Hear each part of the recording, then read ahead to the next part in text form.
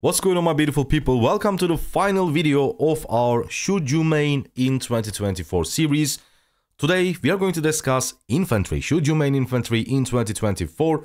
And we have a special guest, Gains Gaming. So if you find the video useful or informative, make sure to show him some love. His channel link will be in the description and pinned comment. Without further ado, let's discuss infantry. Spartans! What is your profession? Gains Gaming, welcome to the channel. It's a pleasure to have you here, and you already know the title of today's video, Should You Main Infantry in 2024? But before we get to that ultimate question, I have other questions to ask. First, let's start with pros and cons of infantry. Yeah, man, thanks for having me on the channel. So I would say some of the pros for infantry would be that in the early game, it's very, very versatile and very powerful. You know, you have like Alexander the Great, you have Charles Martel, they just destroy in the field. When you get to the late game, they're definitely a lot tankier, and I feel like you have more longevity with commanders as well, because, you know, they just go a lot further in the game.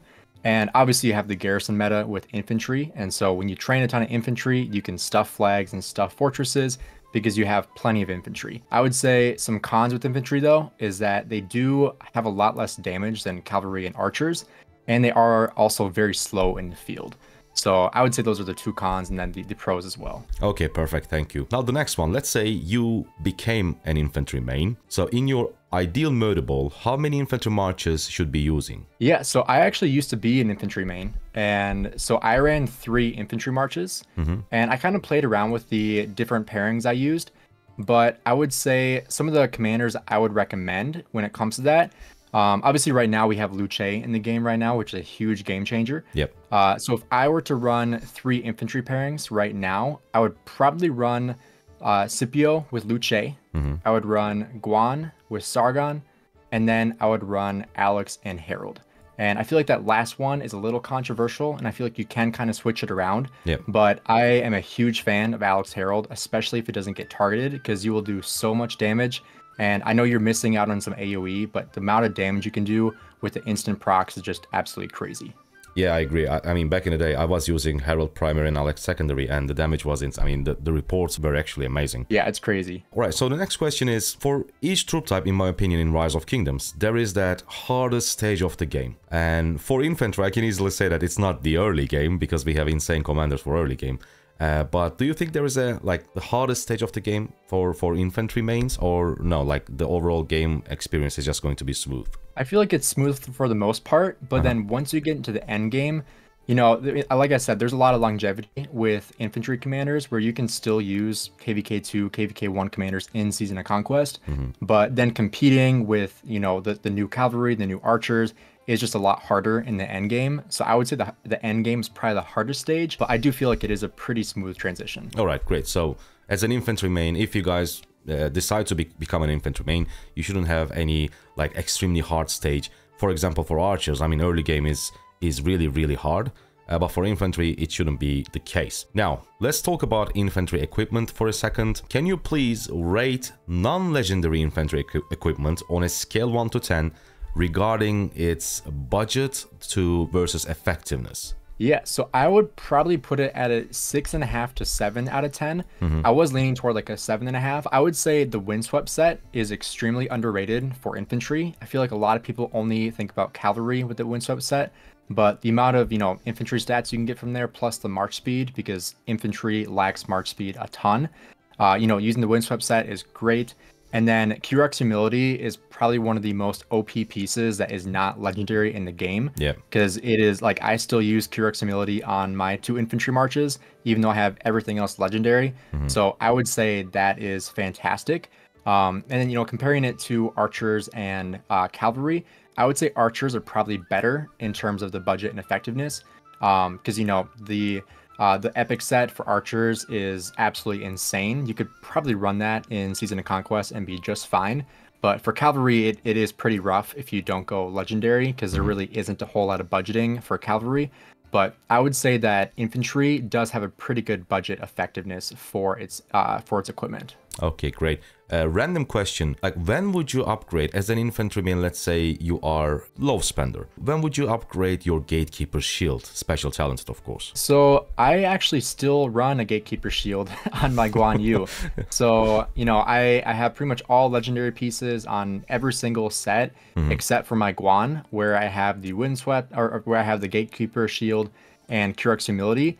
And honestly, I am pretty content keeping that for right now. I have one pair where I have the actual legendary Shield of the Eternal Empire, which is probably one of my biggest regrets of crafting. I really wish I hadn't crafted that, but that was my first shiny thing I could craft when I first started playing the game, and so I crafted it, and now I definitely regret it. I would definitely rather keep the Gatekeeper Shield over the Eternal Empire. I feel like when you're in Season of Conquest, like the extra attack when you have crystal technology, it just doesn't really matter as much, and the health is a much better stat to go for. Okay, perfect. So Gatekeeper Shield still as OP as always. Now let's talk about the endgame gear. If you compare full legendary equipment of infantry to like the endgame gear of infantry to archers and cavalry. Yeah, so that one I actually give it an 8 out of 10. And the reason why is because the stats are pretty similar. Like you still get really good stats compared to cavs and archers.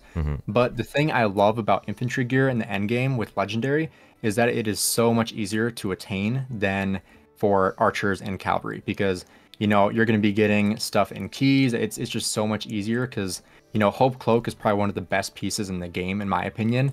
And you absolutely need to have that for your infantry.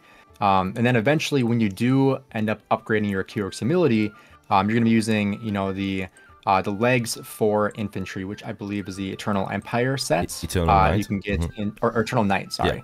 The Eternal Knight set. That is a really great piece too. That you're going to have probably 8 of them by the time you choose to upgrade it. That's so, right. Yeah. that's definitely a good piece as well. Okay, great. Then let me ask you. Finally, the ultimate question. Should you main infantry in 2024? So I think maining infantry and using it effectively are two very different things.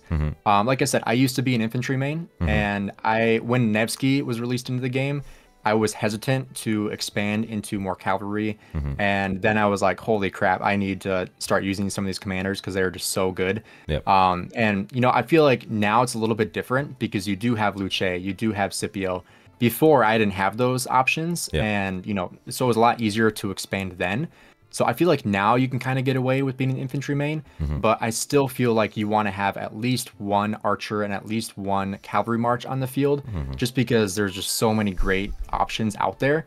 And you know, once you get past 3 sets of you know, infantry, it just gets really hard to field them, which, you know, as a free-to-play low spender, infantry is definitely the most friendly troop type to use. But I still think adding, you know, at least 1 cavalry, 1 archer march into the mix, I think is a really great idea. So maybe running like 2 infantry, 1 cav, or 1 archer, I think that'd be a really good thing to look at. Okay, thank you, great. One last random question. I was just looking at the commanders. Richard, I want to ask you this about Richard. So he was a very popular commander back in the day.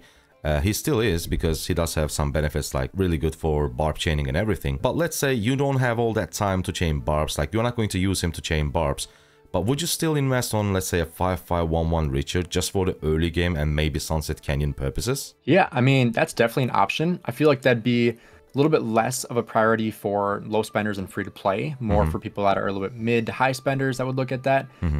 Personally, I have my Richard at 4111, which is just the bare minimum I could get for barb chaining in Season of Conquest, which still works great. But you know, 5511 is very low budget. It doesn't cost a lot of commander heads to get that.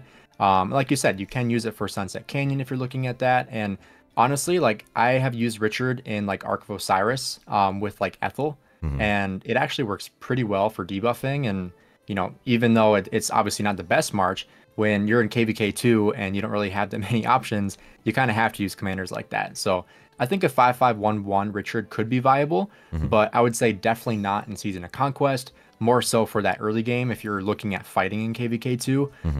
And if you don't have heads in KVK3 to start investing in a Season of Conquest commanders, Richard could still be a viable option.